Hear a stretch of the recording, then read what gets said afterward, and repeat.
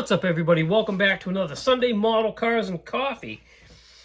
The kit that I'm going to show you guys this week is, again, one of my oldest builds.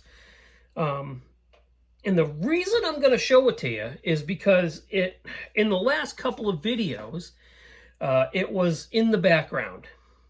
And a couple of people commented that what was that? And one said that they thought I was going to show them this kit. And I thought now is a good time to do this. I don't know if I would have thought about showing this kit if it wasn't for the circumstances that surround it being on the bench. So a little bit of a backstory for this. You guys know that I've been taking down all of my Hot Wheels, transferring roughly half of them into carny cases that are going to hang on the wall. And I've got a carny case for my model, the next year's worth of models, let's say, right? So as I was taking all that stuff down and rearranging the room, which, let me see if I can spin this around so you can see, right? So, boom. Okay, so I took the photo booth from up there and I switched it with the Susie Bake Oven because the photo booth was going to be too tall and block the lower half of those model cases. So I didn't want that to happen. So I switched that stuff around, and I was taking the Hot Wheels and stuff down, and this room was kind of a disaster at the time. And I had geez, I'm just gonna keep spinning around till you guys can see what I'm talking about, I guess. So I got that case right there, this glass case right there. It's got all my drag racing stuff in it. And there were some models on top of that. And this was one of them.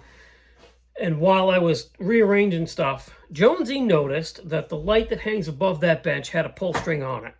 And he made the leap for the pull string. Missed the string, but stuck the landing. I'll tell you. He landed on top of a couple of the models that were up on that top of that case. And even though he's a little guy, he did some damage. So this model that I'm going to show you, the windows popped out of it, the front wheels broke off of it, the nose broke off of it, and then the other model that was next to it, kind of the same. He broke the windows out of it. He landed on top of that. The wheels snapped off of it because I'm going to get to why this stuff broke apart so easily in a second. So that other model I decided to put, because I have one in the stash, I decided to put in the junkyard. I'm going to redo it. This one I don't have another one, so I decided I was going to fix this.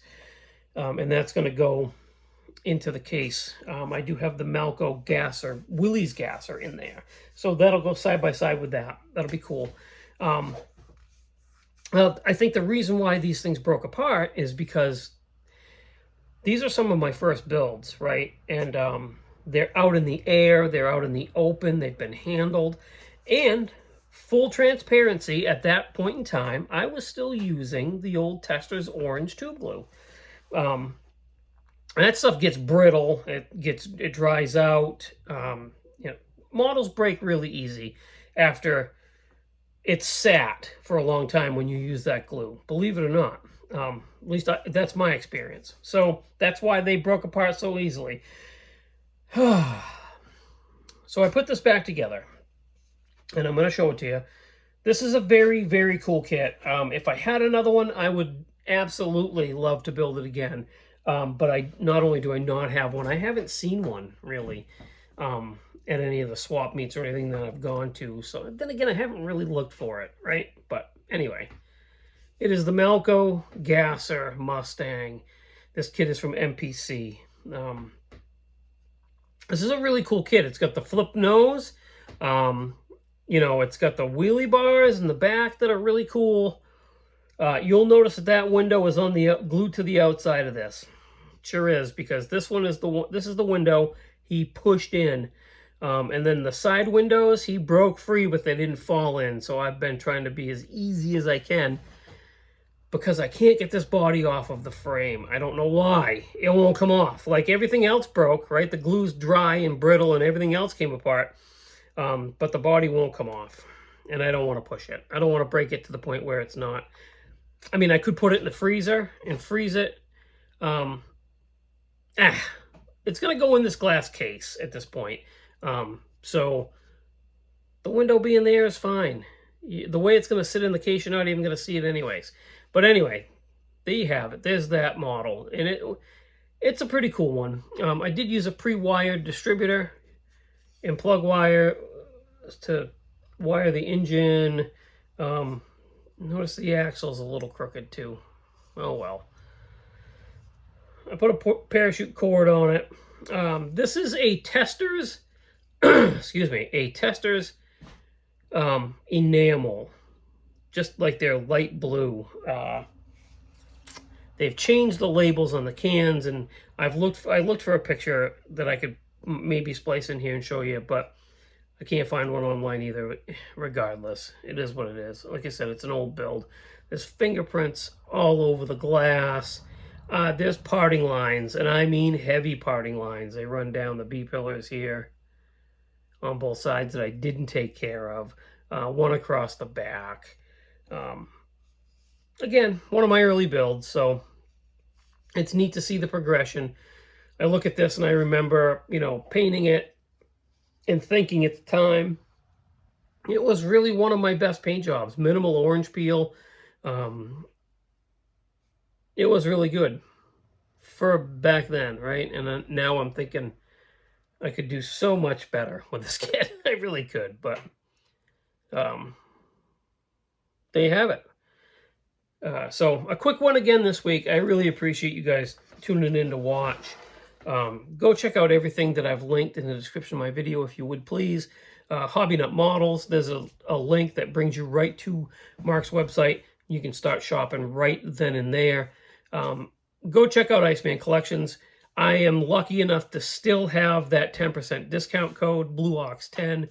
If you go to his website and you shop and you use that code, you will save 10% off of your order. Check out the podcast and the Facebook page, if you would please. I would very much appreciate that. And that's going to do it for this week. So I've got to get going on the USAC Dart. It's here in pieces. I haven't done anything to it this week. I haven't done anything to it. I mean, I wanted to slow down anyway, right? So I guess that's a good way to do it. But I'm hoping to have some progress midweek for you guys coming up on that. And maybe a couple of other...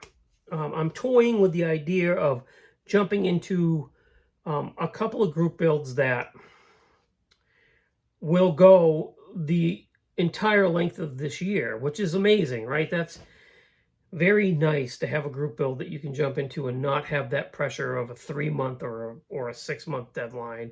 And there are things that I really want to build. So the stars are kind of aligning on some of those, and maybe we'll talk about those in the next update as well.